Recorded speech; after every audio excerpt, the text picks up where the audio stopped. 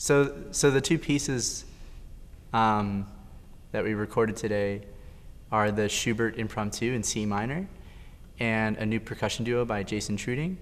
And we were thinking of presenting these pieces together because they're related in that the piece that Jason wrote was very much inspired by the Schubert piece.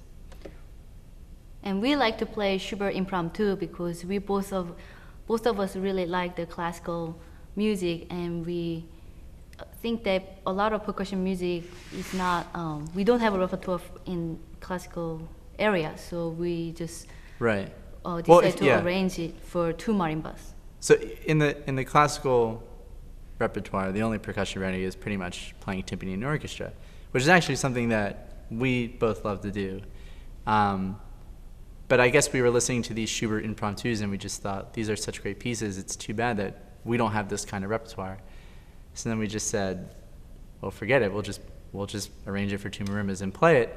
And then when we met up with Jason and we were talking with him about writing a piece for us, he wanted just to know more about us as musicians and our interests, to see if he could rework that, or just to give him some ideas of where to start. So when we mentioned this Schubert piece, it was something that really interested him because it was something very unfamiliar to him. So I think he took it on as a challenge to approach something that he wouldn't normally gravitate towards, and maybe with the intention of trying to appreciate it more for himself in the end.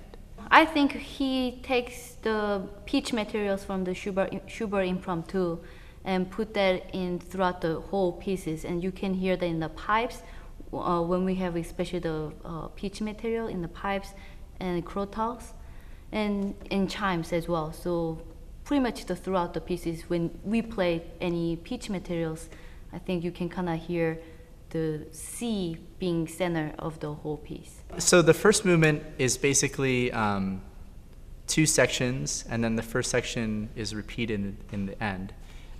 So there's a percussion section in which we both have four instruments, and we play rhythmic patterns that are based off of our names.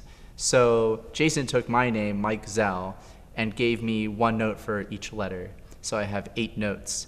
And then for every consonant, it's one of the higher pitches, and for every vowel, it's a lower pitch. So you end up getting something that's like gaku gaku gaku gaku gaku gaku gaku gaku gaku gaku gaku. And then he did the same thing with Jihei's name, but since she has 9 letters and I have 8, we slowly start to phase away from each other.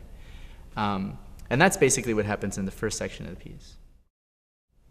In first movement, when we play, Mike plays vibraphone and I play marimba, and you kind of hear the Schubert in that it's both of them are mallet instruments, and we are in the same key as Schubert Impromptu.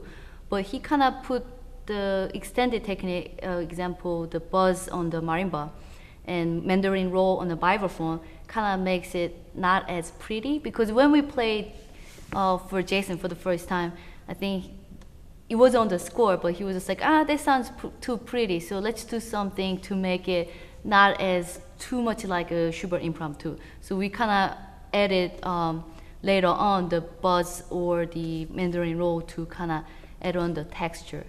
The Schubert is basically one 10-minute piece that only has one theme. There's only one melody that's basically worked in many different ways.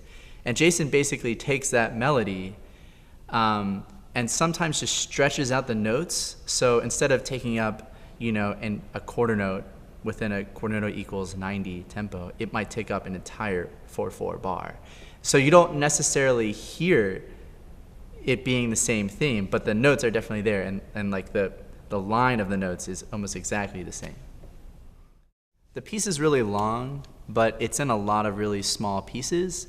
And I think when Jason wrote it, he wasn't necessarily set on which instruments would go for which parts.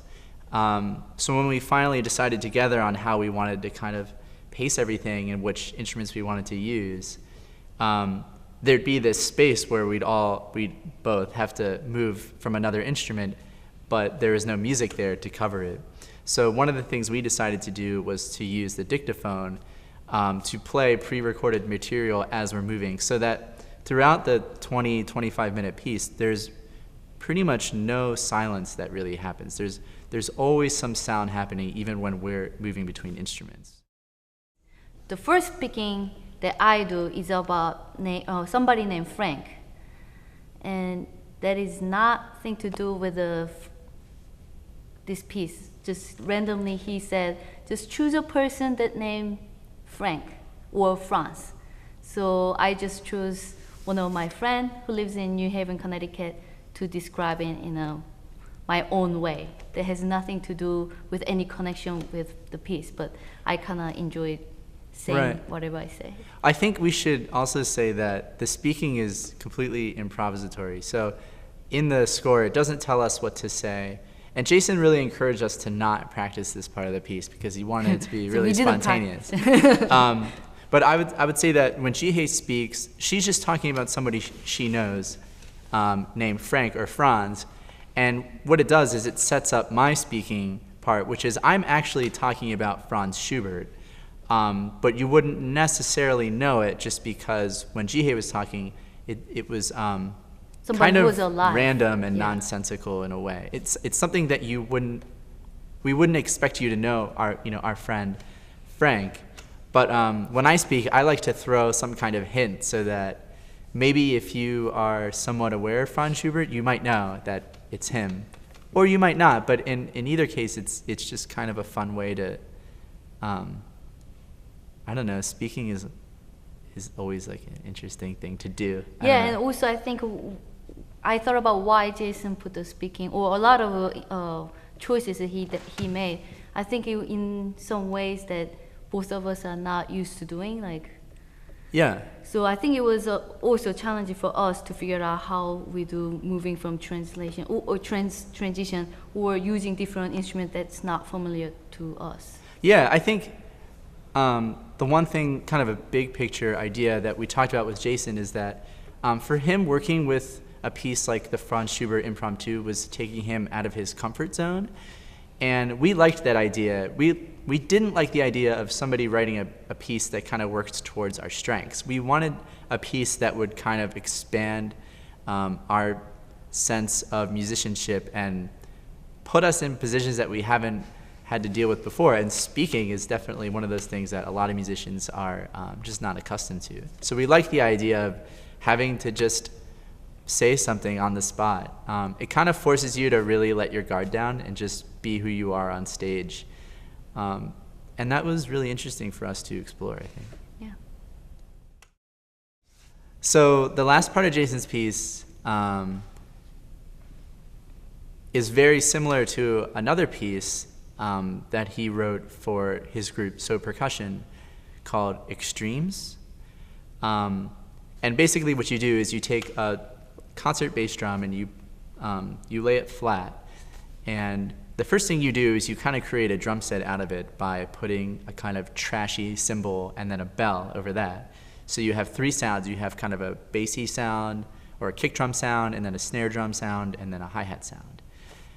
And on top of that, he puts pitch material, which he takes from the Schubert Impromptu. So we have the same material going through the whole piece on top of the trap sets. Mm-hmm.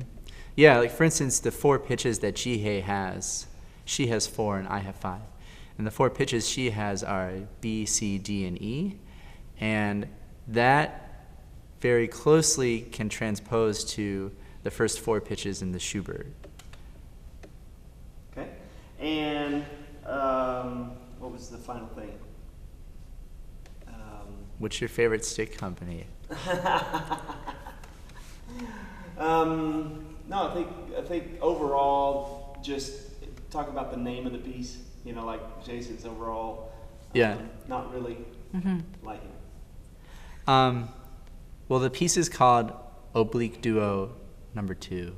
No, I think it's just called Oblique Duo, and then in parentheses, I still don't love Franz Schubert.